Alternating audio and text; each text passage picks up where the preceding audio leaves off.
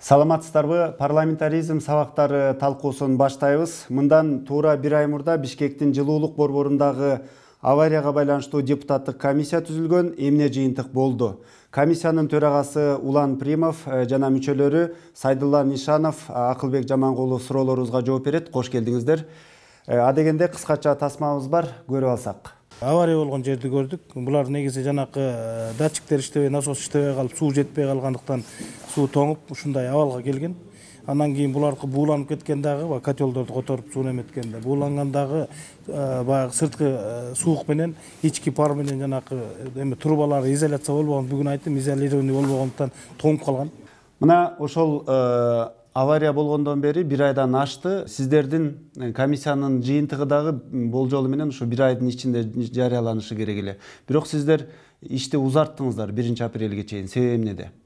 Эми биринчиден ал аталган токтом депутаттык комиссия түзүү боюнча январдын аягы, февралдын башы чыккан. Андан кийин биз баардыгыңыздарга маалым болгондой февралдын башында шайлоочулар менен жолугуу болуп, депутаттар жер-жерлерге кеткендигине байланыштуу иш толук кандуу 10 февралдан кийин башталды.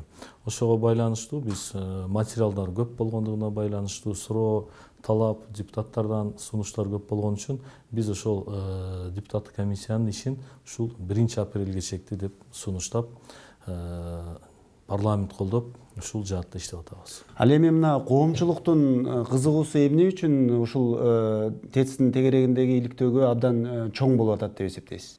Ушу негизи эле Кыргызстандын калкы активныйга кирет да. Бардык нерсени аралашып, анан өзлөрүнүн баасын берет. Азыр эми өзгөчө бул жана 386 миллион доллар кана. Биз эгер ошону Кытайдан карыз алып, кайра 497 миллион доллар болуп кайтарып берип атсак, 1,5 миллиард долларга жакынды. Анан эмне үчүн бизге биринчи нагрузкада бул иштебеди? Убагында айтылган.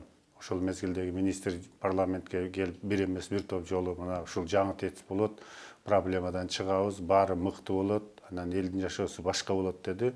Тилекке каршы биринчи эле суук болгондо бул кармап калды. Анда акча каякта деп, анан элдин арасында баягы бүдөмүк ушак тараткандар да болот.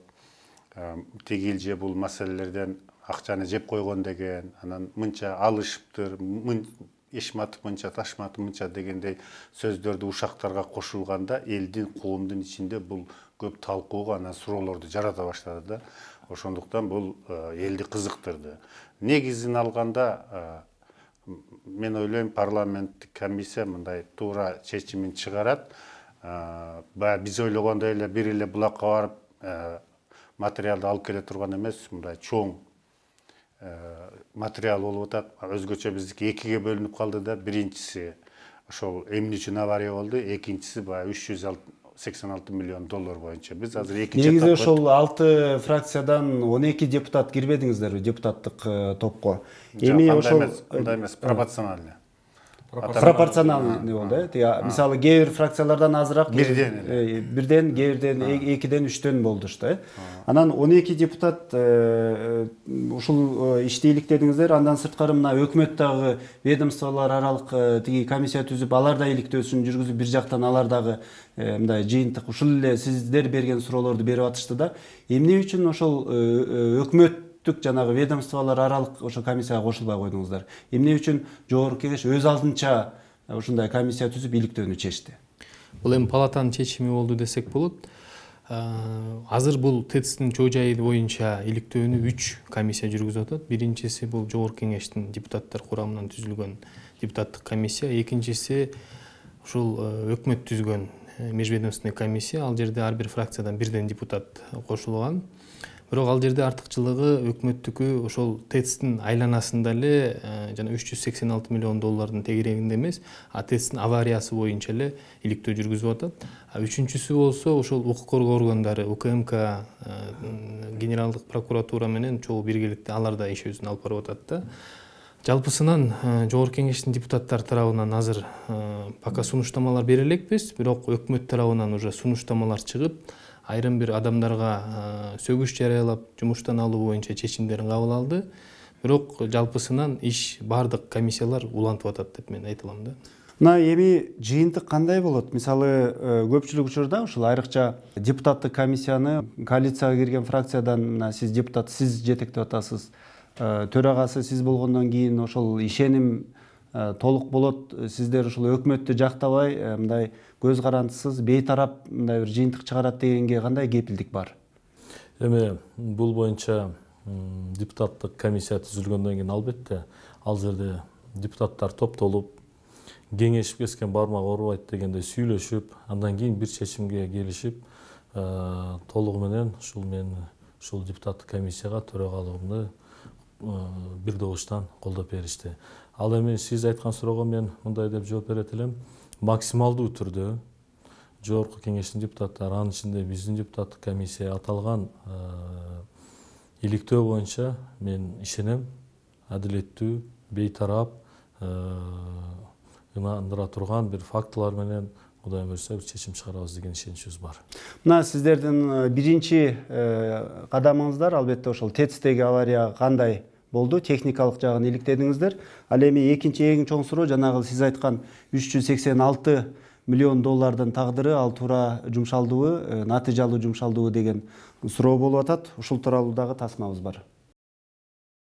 Жалпысынан 164 бул оборудование, мейли буга макулбуз. Андан кийин курулуш иштерине 66 миллион жумшалыптыр. Расходы на монтажные и пусконаладочные работы 64 миллион доллар. Анан другие расходы дейт да. Ошонун ичинде 19 миллион доллар бул административный расход экен. Ушакта отурган адамдар ишенеби, ушу административный расход 19 миллион доллар. Бул жана башка суроолорго байланыштуу дагы бир мектеп маселеси чыкты. Ал жерде 2 мектеп курулмак экен, келишим боюнча, бирок бир эле мектеп курулуптур деген дагы суроолор чыкты. Алдын ала иликтөөлөр боюнча кандай деп ойлойсуздар? Чын эле ушул 386 миллион сомдун тегерегинде талаш талкуулар эмнеге алып келет мындан ары? Кандай жыйынтык бериши мүмкүн? Жана мындан мурунку сурооңузга айтып өтөйүн. Негизи мына парламенттик өлкө курулганда, даже конституцияда жазылганда так. Бюджет, правопорядка, коррупция деген ушул комитеттер оппозицияга берилсин деп. Негизи бул башында ушул түзүлгөндө мен ойлойм коалиция көпчүлүк эмес, коалиция азчылыкка бериш керек эле. Коомдо бир кыпындагы мындай суроо болбош үчүн.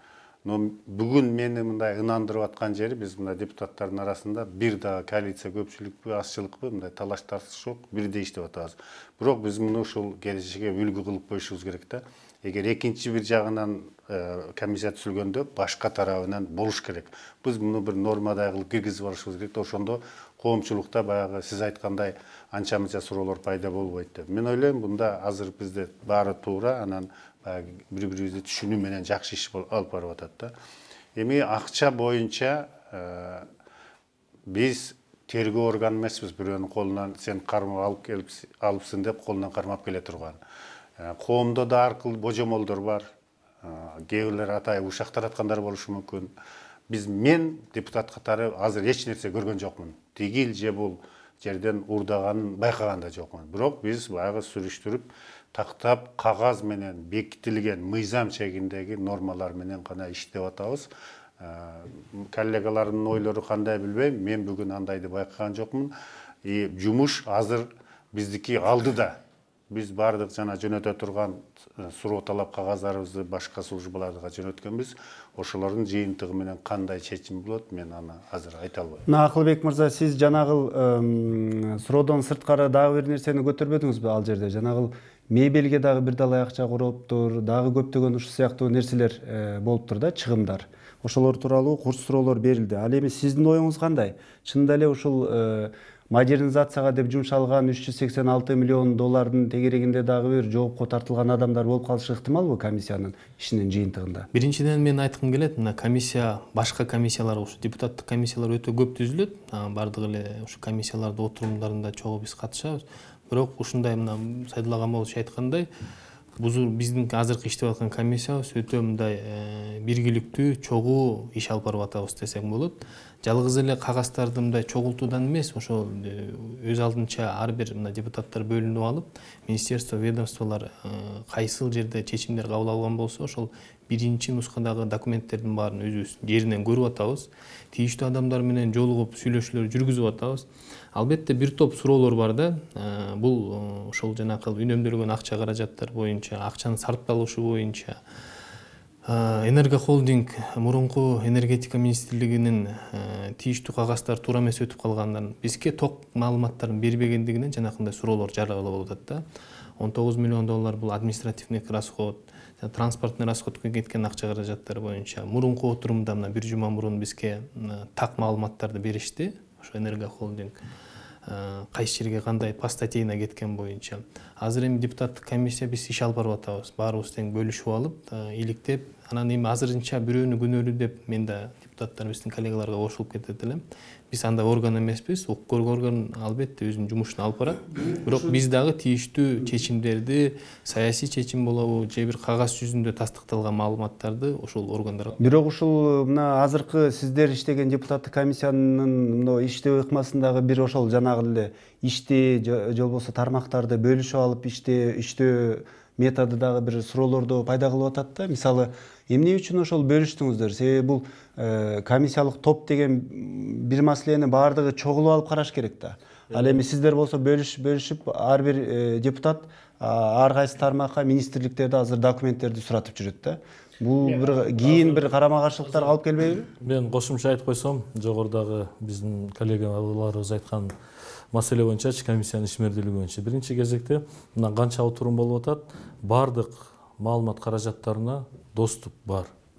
Керек болсо прямой эфир кылып, кайсыл депутат кандай суроо берип атат, кайсы жетекчилер ошол жерде экс-министрлер кандай жооп берип атат, эч кандай бир жаап жашыруун же болбосо дагы кандайдыр бир комиссиянын тарабынан же болбосо башка тараптан эч кандай нерсе жок. Ошон үчүн мен ол жакты дагы белгилеп өтпөсөк болбойт. Маалымат каражаттарына максималдуу түрдө ачык болгон маалыматты болгондой берип атабыз. Мындай да, эми баягы биздин регламентибизге ылайык аталган комиссия, убактылуу комиссия 3 айга чекти укуктуу иштегенге. Ошон үчүн биз жарым айдан ашуун убактыбыз мына каникул жерлерге жолугушуулар менен байланыштуу болуп калгандыгынан биз ишмердүүлүгүбүздү узартып ушул кыска мөөнөттө, себеби дегенде аябай көп кагаздар келип атат, аябай көп сунуштар келип атат. Ошонун баардыгын депутаттар ар бир министрликтер менен, тиешелүү ведомстволор менен иш жүргүзүүсүн туура деп көрдүк. Эми жалпы отуруп чогулуш кылганы менен анан кийин ар бир депутат ушундай сунуш берип, ушундай чечимге келдик. Ар бир министрликтер менен ошол жерде жогоруда айтылгандай биринчи нускама кагаздарды көрүп, жеринен таанышып, андан кийин жалпы жыйынтыктоочу бир отурум болот. Жыйындар залынан алынган кезектеги видео тасмадан кийин иликтөөнүн айланасындагы дагы бир жагдайга токтоло кетсек. Осмонбек Мамбетжанович, мен сизден дайыл неттеген эле суроону сурадым беле, сиз башка жакка кетип калдыңыз. Мен түшүндүрүп берейин дедим да. Жок, биз түшүнөбүз да, биз дагы. Ошо министр болгонго чейин же министрликтен кийин ошол ТВМ компания менен байланыш болду беле, жок беле? Чарбачылык башкача бизде байланыш болгон жок эмес. Андай маселе жок. Ошону айтып койсоңуз болот. Үстүбүздөгү аптада мурдагы министрлер менен бирдикте сиздер өздөрүңүздөрдүн коллегаларды дагы мындай сурак алдыңыздар да, мындайча айтканда. Анын ичинде ошол депутаттар дагы отурду. Депутат сураган биринчи жолу болуп атат. Сиздерге мына өзүңүзгө ыңгайсыздык жараткан жокпу? Биз жогорку кеңештин депутатыбыз. Биз эгер жакшы көргөн адамды же жаман көргөн адамды сурайт, каалаганды суроо бербешибиз керек. Депутат болуу, эгер ал киши убагында ошол кызматты аткарганына байланыштуу отурганына биз бергенге мен ойлойм эч кандай маселе жок. Биз көргөн, билгенди айтышыбыз керек. Бул коом, ачык коом бизден ошону талап кылып атат. Булар эмнени чечип чыгат? Мына азыр 386 миллион доллар болсо, эмне үчүн биз суукта калышыбыз керек деген коомдо маселе бар, суроо бар. Биз ошонго жооп табышыбыз керек. И мындан кийин кайталабаганына биз рекомендация беришибиз керек. Аны кимди сиз айткандай камайт, кимди камабайт, аны биз чечпейбиз. Мына азыр үнүмөн көрүп турасыздар, мен ошол күнү катуу ооруп аткам. ошентсе да келип ошонго катышып башынан аягына чейин суроолорун берип кеттим да. Бул бүгүн элдин күтүп турган нерсеси. Ал эми бизде азыр Кыргызстанда эгер туура түшүнсөк, эч нерсе коргой албайт да. Биздин коом ошонго уже келип калды. Бардык нерсе ачык элдин алдында айтыш керек. Элдин алдында жооп бериш керек. Кимдики туура эмес, аны эл өзү чечип алат. Канча кооз сүйлөгөнүң менен кылган ишиңин артынан былык чыгып турса, бул башка маселе. Бирок ушу сиздердин комиссиянын жыйынына жалаң өзүңүздөрдүн мындай мурдагы министр болгон коллегаларыңыздар келди. Аскарбек Шадиев, Акылбек Жапаров, Осмонбек Артыкбаев. Ал эми чыныгы баягы сиздер суроо бере турган мурдагы министрлердин, премьер-министрлердин айрымдары келбей коюшту деген дагы сын пикирлер айтылды. Буга эмне дейсиздер? Мисалы мындай да, бизде азыр өткөл мезгилдебизде негизи Кыргызстан. Азыр ал суроону көбү. Сурап эле койсоң, ушундай маселе бар экен деп бири-бирине таркатып, ана мен жаманаттыга калып калам деп чочугандар бар. Же ал киши ошондой нерседен алыс болоюн дейт, же экинчиси өзүнүн ошондой тиешеси болушу мүмкүн. Ушул эки вариант да мен үчүн. Себеби бул жерде ачуу таттуу суроолор бериши мүмкүн да. Эгер биз суроо берилбей койсок, ал күнөөлүү болуп калбайт. Аны биз тактайбыз. Кийин таза болсо таза деп да айта алабыз. Бирок биз маселени аягына чыгарыш үчүн биз көргөн нерсени, билген нерсени, окуган нерсени суроо аркылуу беришибиз керек. Кээ бирлер ошондон чочушу мүмкүн. Ал эми мына сиз төрага катары эмне кыласыз? Ошол мурдагы ТЭЦти модернизациялоого алынган 386 миллион доллардын айланасындагы келишимге катышкан, ушул ишке катышкан, процесске катышкан мурдагы министрлердин баардыгын катыштыруу үчүн кандай дагы рычагдар бар сизде? Эми биз тиешелүү депутаттар айткан, сунуш кылган экс-министрлерди чакырдык, катышкандар катышты. Ошол эле учурда өзүңүздөр күбө болгондой азыркы Жалал Абад шаарынын мэри дагы кечээ күнү дагы келип депутаттар менен жолугуп, келээрки отурумга дагы толук катышып, депутаттардын суроолоруна жооп бергенге даярдыгын билдирди. Андан кийин эми төрага катары мен мисалы бир добушка эмин жалпы чечимди, жалпы депутаттык комиссиянын ишин биз жалпы талкуулап добуш берүү менен гана чечебиз.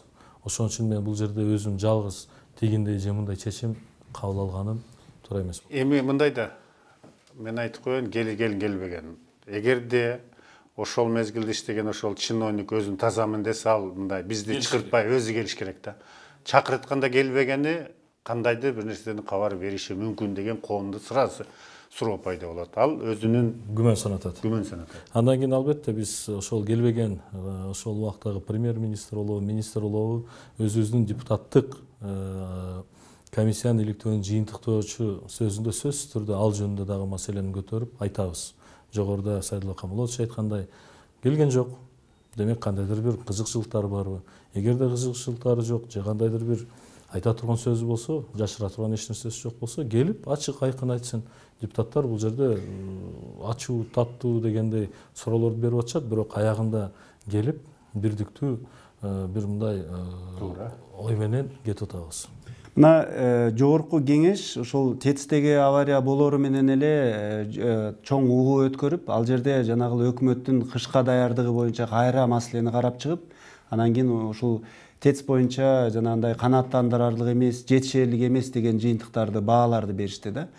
Ал эми өкмөт болсо айрым баягы техникалык кызматкерлерди, жетекчилерди кызматтан алды. Бирок коомчулукта мындай пикир бар да, бул ошол өкмөт кызматтан алган, жоопкерчиликке тарткан жанагы техникалык кызматкерлер, ошол жерде 40-50 жыл иштеген, 20-30 жыл иштеген адистер күнөөлүү эмес. Буга абдан жогорку деңгээлдеги жетекчилер айыптуу болушу ыктымал. Ошолор жоопко тартылыш керек деген пикирлер айтылып атат. Мына сиздердин ошол депутаттык комиссиянын ишинин жыйынтыгынан кийин дагы кандайдыр бир отставкалар күтүлөбү? Бул боюнча өкмөт чечимин кабыл ала элек. Не дегенде мурунку биздин комиссиянын отурумунда биздин ошо комиссиянын мүчөлөрү тарабынан сунуштама берилген. Исхак Айтбаевичтен болсо керек. Биздин депутаттык комиссия иликтөөсүн бүт күчөктү, ошол тийиштүү адамдардын межведомственный комиссиянын чечимин кабыл албай тургула деген эме болду. Эмне дегенде коомчулукта бул өтө мындай чоң талкуу жаратып атат да, өзүңүз деле айтып кетпедиңизби? 13 жылдан орто эсеп менен 40 жылга чейин иштеген ошол жерде адистер бар экен да. Өмүр бою ошо ТЭЦте кичинекей жаш чагынан бери келип иштеп эметкен адамдар. Анан эми депутаттык комиссия баардык ишин алып барып бүткөндөн кийин мен ойлойм бир чечимдер чыгат болуш керек. Жалгыз эле ошол жердеги цехтин орун басары же начальник цех эмес, же ТЭЦтин бир инженерлер эмес, бир тийиштүү, жоопкерчиликтүү адамдарда бир жоопкерчиликке тартылыш керек деп мен эсептейм да. Мына февралдын ичинде сиздер жанагы 3 багытта иш алып бардыңыздар, ТЭЦтин өзүнө бардыңыздар, жанагы финансылык жагын текшердиңиздер, мурдагы министрлерди сурадыңыздар. Эми апрелдин айынын ичинде эмне иш кыласыздар? Эми март айы ичи биз биз ушул 386 миллиондон сырткары 20 миллиондун тегерегинде грант бөлүнгөн. Ошол гранттын иштеши боюнча дагы бир топ суроолор бар. Жогоруда сиз айткандай ага подстанциялар келген, кабелдер келген, ошол эле оргтехника, ошол эле мебелдер келген. Анан эң негизгиси биздин мамлекетибизде түндүктө жана түштүктө бирден мектеп курулмакчы болгон. Бирок тилекке каршы өкмөттүн чечими менен бир мектеп курулган. Бирок ошол мектеп курулуп бүттү деген маалымат бар. Кайдыр бир маалыматтарда бүтө элек деген маалыматтар бар. Ушул гранттын тегерегинде дагы бир жеринде чыгып, барып, көрүп, ошол алынган подстанциялардын ошол дегеле ошол грантка тиешелүү маселени бир дагы иликтеп чыксак деген ойлор бар. Тармактарды бөлүшүп алдык дебедиңизби? Мына Сайдулла мырза, сизге кайсы тармак дейди? Сиз эмне кыласыз? Мындай да, тармакты бөлүшүп алса жанагы өзүнүн чек арасы бар экен, андан чыкпайт эмес. Примерно деп айтып койду комиссиянын төрагасы. Атак анда эч нерсе жок. Мен каалаган жагыма барып, каалаган жериме, каалаган комиссия мүчөлөрү менен жүрө алам. Андайды коомчулукту бударажт этпейли, бөлүндү деп. Просто баягы направление баарыбыз бир жерге барса убакыт кете берет экен, 3-4кө бөлүнүп алайлы. Эми кээ бир жерлерди жакшы түшүнөбүз да, мына азыр сиз эле айтып өттүңүз, элдерде жогору жакта нарушение, авария боюнча жогору жактагыларды күнөөлөш керек дейт да. Мен ошол жерде барып жакшы түшүндүм. Ошол жерде ошол авария биринчи башталганда 20 мүнөттө чечип кое турган маселе экен да. Ошону билбей, ошол оорунун диагнозун кое албастан мына канча проблемага алып келди. Фактически аны 20 мүнөттө мындай нормальный жетекчи болсо, начальник смена билбейм, 20 мүнөттө чечип койсо болмок экен да. Мына депутаттык комиссиянын жыйынтыгында ушул жогорку кеңеш дагы өзүнө сабак ала алабы? Мисалы, ошол эле кышка даярдыкты күзүндө укканда өкмөттө мындан кийин башкача бир мамиле кылуу мамиле болушу ыктымалбы? Бул бир гана жогорку кеңеш үчүн эмес, эң негизгиси өкмөт үчүн жерлердеги хозяйство иши мына кышка карата тиешелүү жооптуу мекемелер үчүн бул чоң сабак болду. Ошон үчүн мен ойлоймун, бул болуп өткөн нерсе ошол энергетика тармагындагы, ошол эле ТЭЦ тармагындагы бир топ көйгөйлүү маселелерди дагы ачылды да. Бизде кандай көйгөйлүү маселелер бар экен. Ошол энергетика тармагы бүгүнкү күнү финансылык акыбалы, мүмкүнчүлүктөрү дагы көптөгөн маалыматтарды бул депутаттык топ бүгүнкү күнү алып атабыз да. Демек энергетика тармагына өзгөчө мамиле курулуп, өзгөчө көңүл бөлүнүп, мен ойлоймун ушул келерки кышка даярдыктарга дагы өзгөчө көңүл бурулуп, мындай нерсе бир кайталанбаса экен деген бир жакшы тилектерди айткыбыз келет. Акыркы суроом, мына сиз жооп берсеңиз, ТЭЦтеги кырсык, ушул депутаттык комиссиянын иликтөөсү, өкмөттүн иликтөөсү, дагы башка мындан кийинки иликтөөлөрдүн баардыгы мунун арты барып ушул электр энергия тармагына, энергетика тармагына бир башкача мамлекеттик деңгээлде көңүл буруу, ага мисалы ошол эле бааны көтөрүү маселелерин козгошу мүмкүнбү? Баа маселеси каралабы мындан кийин? Мен өз жеке пикиримде буну 1 сомдун тегерегинде кылса болот. Баягы 2 сом 16 тиын тегил пул дегендердин баарын алып келип, мындай круговой эле 1 сом кылып койсо, баягы элдин ичиндеги химия дагы жоголот эле да. Тилекке каршы азыр мына биз чиновниктер, парламент ушунун бир аягына чыга албай атабыз. Кээде бул кыштын келип калышы, кээде парламенттик шайлоонун, кээде башка шайлоонун келишип калышы менен эле бааны көтөрө албай бүгүнкү күнгө келдик. Ал эми ТЭЦтин кризиси бул башка нерсе болду. Бул жерде шалаклык, мына премьер-министр да айтты ғой, біз кранды ачканыбызда ошол жерден сары суу чыгыптыр деп. Бул деген баягы мына жайкы мезгилде бүт тазалап оңдоо иштери жүргөн мезгилде жөн эле акты түзүлө берет дагы, акча возможно списание боло берет. Бул подшипникти алмаштырдык, бул ременди алмаштырдык, бул фильтрди. Ал фактически болбойт. Ошондуктан мына кыштагы кризис келди, мен оюмча. Маегиңиздерге чоң рахмат. Парламентаризм сабактары талкуубуз ушуну менен согуна чыкты. Биз ТЭЦтеги аварияга байланыштуу түзүлгөн депутаттык комиссия жана анын ишмердүүлүгү тууралуу сөз кылдык. Саламатта калыңыздар.